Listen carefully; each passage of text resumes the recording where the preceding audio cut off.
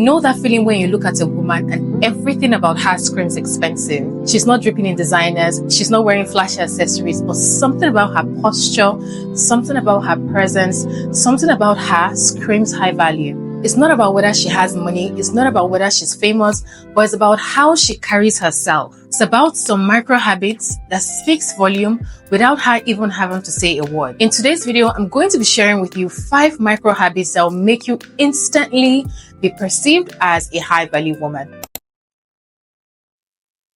These 5 micro habits I'm going to be sharing with you will work for you even if you're a work in progress, even if you're working, even if you're on a budget. And don't worry, I'm going to be breaking down these 5 micro habits to you so you're not just inspired by today's video, but you'll be able to apply these micro habits in your daily life. So before I mention these 5 micro habits of a high value woman, let's define who a high value woman is.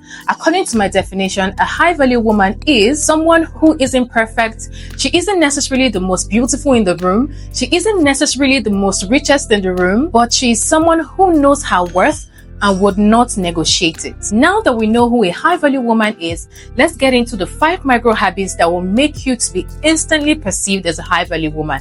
First one on my list is a high value woman speaks slowly and with intention. Have you ever noticed how high value women never rush their words? High value women speak clearly, slowly, and with purpose. When you tend to speak too fast or ramble, or when you tend to rush through your words, it signifies to people that you're nervous or you're insecure. But when you take your time with your words, when you take your time to speak clearly and slowly, you show people or you give the impression that you're quite comfortable with attention. You give the energy or come across that what you're saying is worth listening to and people would listen to you. So if you're someone who is looking to become a high value woman, if you're someone who is working on becoming a high value woman and you speak really fast, try as much as possible to slow the way you speak, even if it's just by 10%. So the second micro habit on my list to be perceived as a high value woman is to keep your face and your hands still. So this one is quite subtle but very powerful.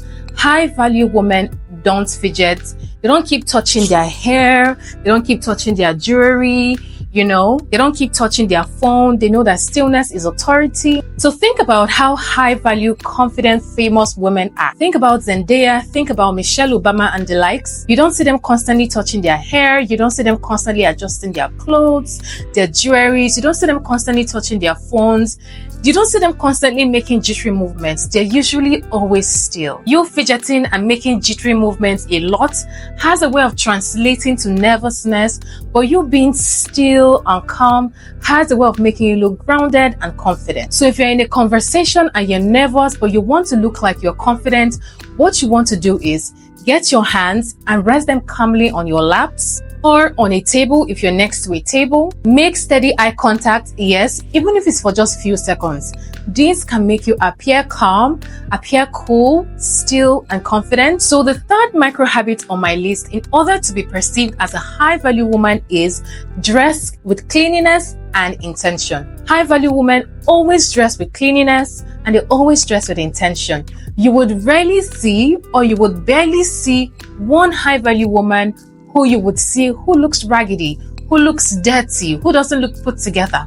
A high value woman is always super intentional about the way she looks, her physical appearance, her clothing. She makes sure that it is clean, tidy. She makes sure that it is well ironed. A high value woman also knows her body. She understands her body. She knows what to wear. She knows what suits her body type. She knows that the way she dresses communicates discipline. She knows that the way she dresses communicates self-respect. So she pays attention to her physical appearance. She pays attention to what she wears. So the fourth point on my list in order to be considered a high value woman is a high value woman does not overshare.